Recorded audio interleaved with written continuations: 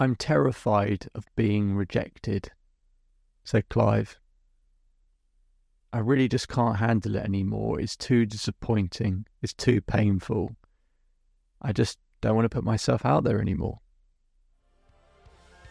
Welcome to the Self-Belief Chief podcast. You're here with David Holman. Make sure to subscribe to catch up with the latest episodes. We're releasing content all the time to make sure that we can give you the best coaching we can, give you the best insights, the new science, the new research, and really help you on your way.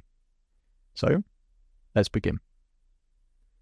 So Clive's talking about being rejected and always feeling like he's being rejected.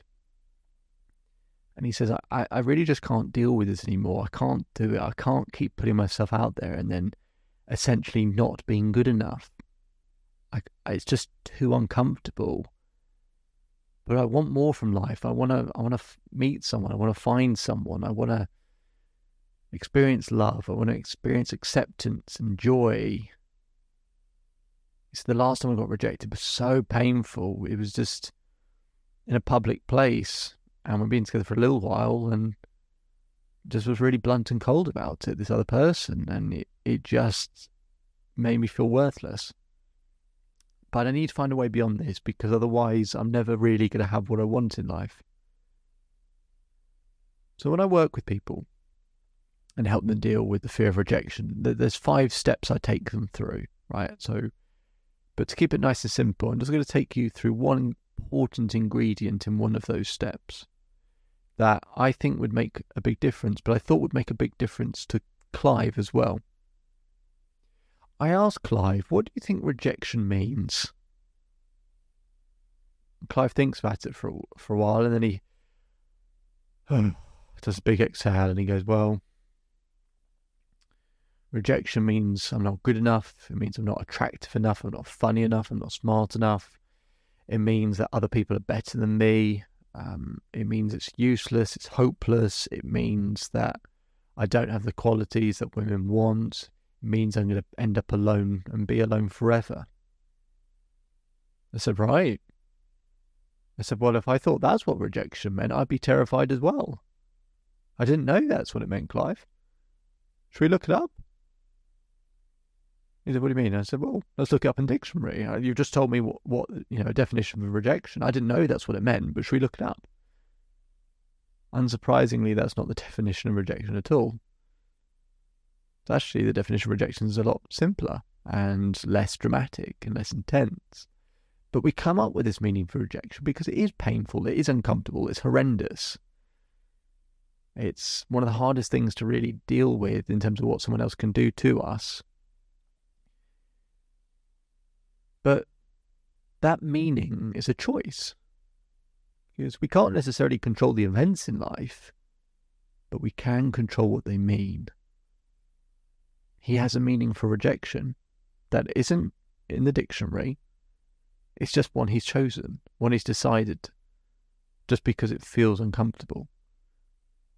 And in many ways, we choose these really difficult, bad definitions for things. Sometimes so we can avoid things. Sometimes so that we have a reason not to put ourselves out there. Like, oh, well, actually, the consequences are so awful, so bad that actually, yeah, I shouldn't need to put in any more effort. It's not worth it. Sometimes we do it just because it allows us to remove ourselves of taking action or remove ourselves of responsibility. Sometimes talking about always being rejected can get people's attention and sympathy and connection and support. There are side benefits to always feeling like you're being rejected. You get connection with yourself. You can feel, oh, woe is me. So we don't want to be rejected, but actually get some side benefits from it sometimes. I said, so Clive, how about we come up with a different definition, right? And maybe what I'm about to say is also a lie, but what you said is a lie because it's not the definition. It's not the meaning of rejection. So let's create another, if we want to call it lie. What if rejection meant redirection? What if rejection meant life is actually looking out for you and there's something better down the road? You might not be able to see it yet, but it's helping you towards something better. What if rejection meant actually this person would really, over the long term, make your life miserable and take you massively off course, and all the stuff you wanted to achieve in your life, you wouldn't be able to. I've been rejected, and I know how horrendous it is. I can think of times where I couldn't get out of bed for 3 days. I've been there, so I'm not trying to be idealistic. But I'm not saying that we can get to a point where rejection isn't painful. But we can get to a point where it's less intense. And part of that, not the only thing, because I use a 5-step model, but part of it is by changing what rejection means to something more empowering. It doesn't mean you have to be happy that what's happened, but something that's empowering meaning of how it's going to serve you in the future.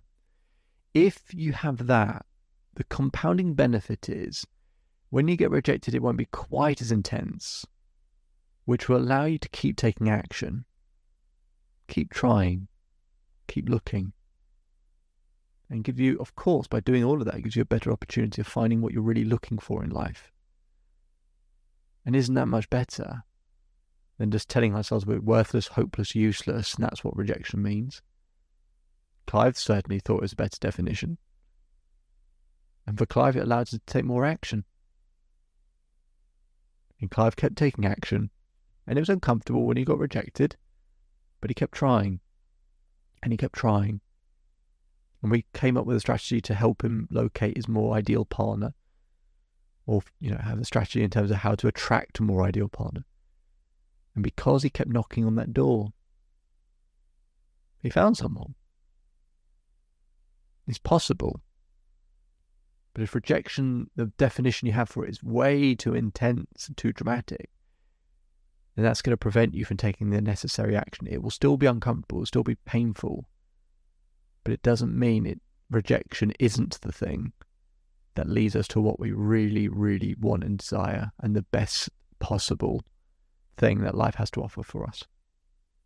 My name is David Holman. If you change today, the day will change your life. So enjoy the rest of your day. Enjoy the rest of your life. If you want to know more about this, you can visit the Self-Belief Chief website. We'll put a link in the description to be able to schedule time with me. Enjoy the rest of your day, and I'll speak to you very, very soon. Just one more thing before you go.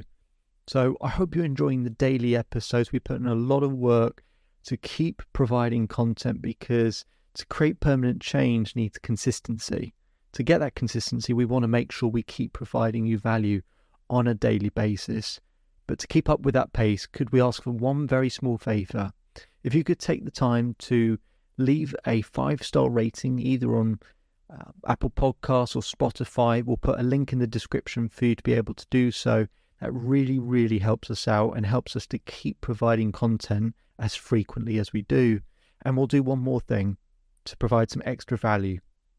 If you take a screenshot of your rating or review and send it to selfbeliefchief@gmail.com or DM us on Instagram, I will provide you with a free coaching session with myself. Okay, so it'd be fantastic if you could leave that 5-star rating so we can keep providing content. Just simply click on the link in the description. It'll take you 20 seconds.